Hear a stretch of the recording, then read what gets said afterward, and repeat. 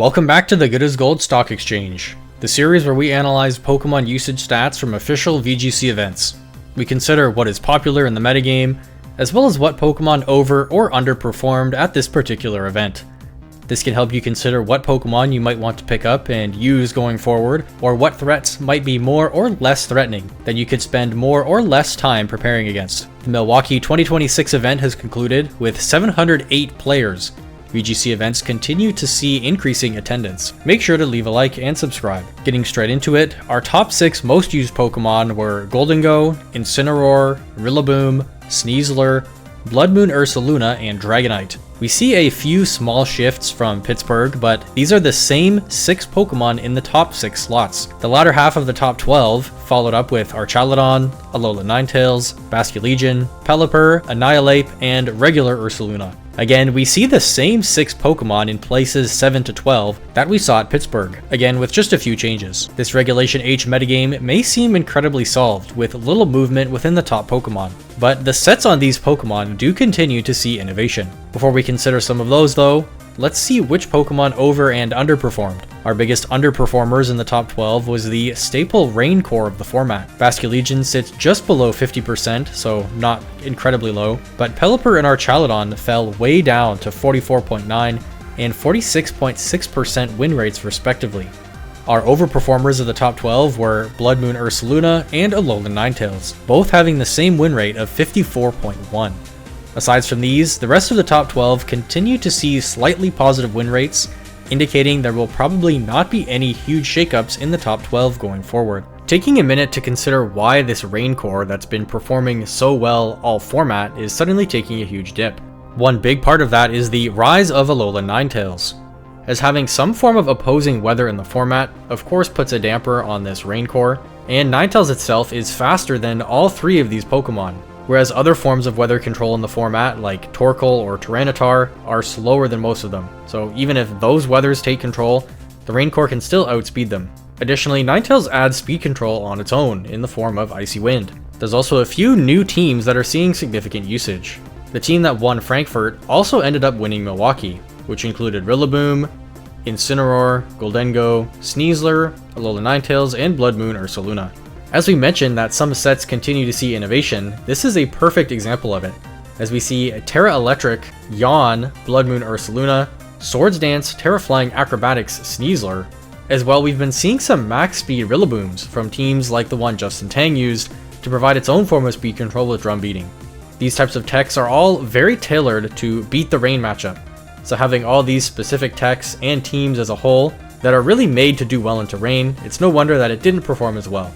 Let's take a look at our overall underperformers, Pokemon that were still used in the metagame with at least 2% usage, but have poor win rates. Our 2 biggest underperformers were Talonflame and Garchomp, with win rates of 41.9 and 43.7. As the metagame continues to slow down and trend towards balance and slower bulky threats, the value from Prankster Tailwind is a little bit reduced, and with less physical attackers around, even the added support of things like Will-O-Wisp from Talonflame are just less impactful. And one of the most used Pokemon in Gholdengo seems weak to fire and ground, which it is, but many Gholdengo now are trending to be much bulkier and often run Terra Water, which completely removes those weaknesses. A few honorable mentions in the underperformer category are Corviknight, Dragapult, Primarina, and Tyranitar. Dragapult again severely underperforms just as it did at Pittsburgh.